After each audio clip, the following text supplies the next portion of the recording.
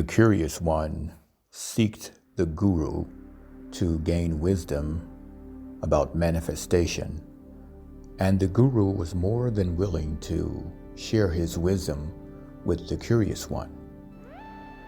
So the curious one asked, "What are the secrets to manifestation?" And the guru proceeded to pull out a book with 5 or 6 points listed. And as he read through the points, the curious one listened very attentively.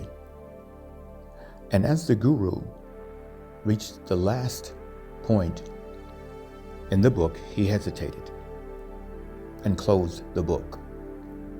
And the curious one asked,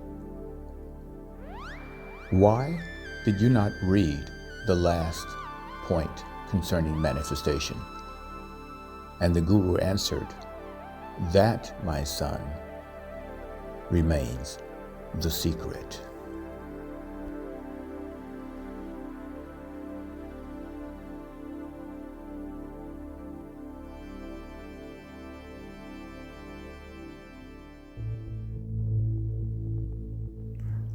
I'm going to say something, and you fill in the blank.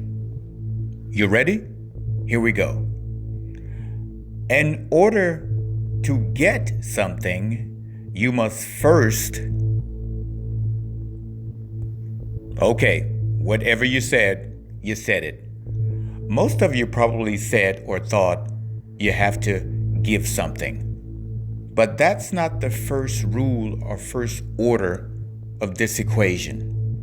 Most people leave this out and never ever think about it. Here we go. In order to get something, you must first get rid of something.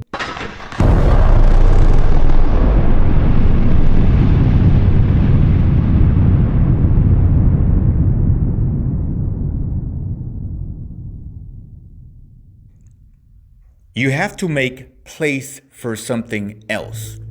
You have to make what we call space for something else.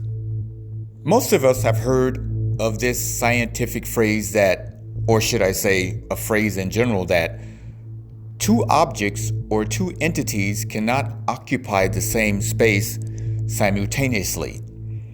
But actually, the real way that we should look at this is that life cannot create something for you if you have not shown it that you have room for that thing to come into your life. Think about this for a moment. You want a couch for your living room. But until you get rid of the old couch, you can't put the new couch there. You can go and buy the couch, but you'll have to sit it somewhere else until you move the old couch. This is provided that you don't want 2 couches, but you get the point. So when it comes to creating and manifesting in our lives, we must show the great power, the great source or life that we believe that it can bring the new thing in our life. It's just like saying, I'm going to be happy when this or that happens, instead of you being happy prior. Because if you're not happy prior to something happening, you're not going to be happy after it happens, because what you need is proof before you can display happiness.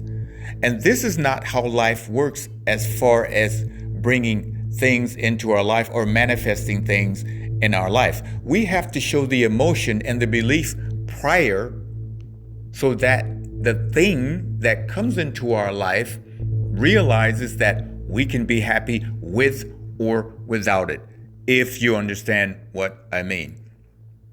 You see, life functions totally different than how we humans physically function and how we physically think. Life would say to us most of the time that you're living backwards, because life says, think from the end back to the beginning.